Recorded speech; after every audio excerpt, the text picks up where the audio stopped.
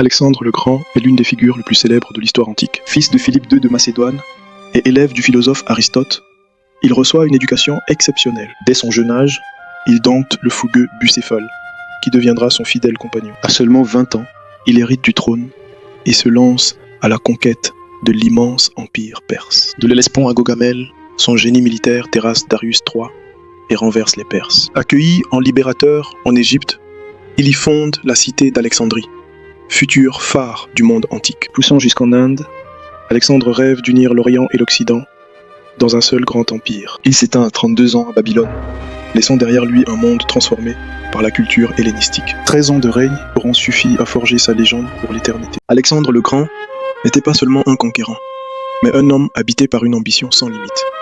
S'identifiant au héros Achille, toujours en première ligne, il exigeait tout de ses hommes, les poussant jusqu'aux limites de l'endurance humaine à travers l'Asie. Après avoir renversé l'empire perse, il en adopta les codes divins, créant des tensions brutales avec ses compagnons grecs. Rêvant d'unir les peuples à Suse, son destin s'arrête brutalement à Babylone, laissant son empire au plus fort. Devenu un personnage surnaturel, son tombeau à Alexandrie reste l'un des plus grands mystères de l'histoire. En 13 ans, il a bouleversé le monde pour toujours.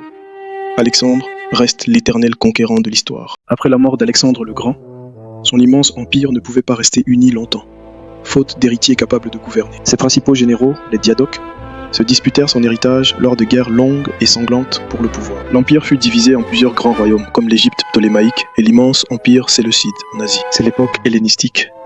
La culture grecque se répand et fusionne avec les traditions locales, créant une civilisation nouvelle. Héros et destructeur, Alexandre le Grand reste un symbole de l'ambition humaine poussée à l'extrême, fascinant encore aujourd'hui. Alexandre le Grand ne cherchait pas simplement à régner. Il habitait un rêve de divinité, cherchant à laisser une trace éternelle. Convaincu par sa mère d'un destin exceptionnel, il grandit avec l'idée que les limites n'existaient pas pour lui. Chaque victoire n'était qu'une étape. En Égypte, à l'oasis de Siwa, l'oracle du dieu Amon le reconnaît comme un fils de Dieu, renforçant sa soif de vénération absolue. Il repousse les frontières jusqu'en Inde, défiant les climats et les montagnes. Seule la fatigue de ses soldats le force finalement à rebrousser chemin. À 32 ans, la mort l'arrête brutalement à Babylone, figant son image dans l'éclat d'une jeunesse éternelle et d'un rêve inachevé. Alexandre reste éternel car il n'a jamais connu le déclin.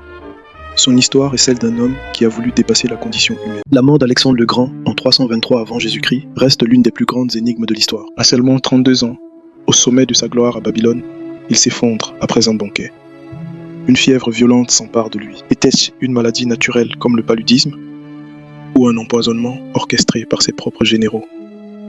Aucune preuve n'a jamais été trouvée. Ces derniers mots, au plus fort, ont plongé son empire dans une guerre civile sanglante pour son héritage. Son tombeau a disparu, mais son mythe reste intact.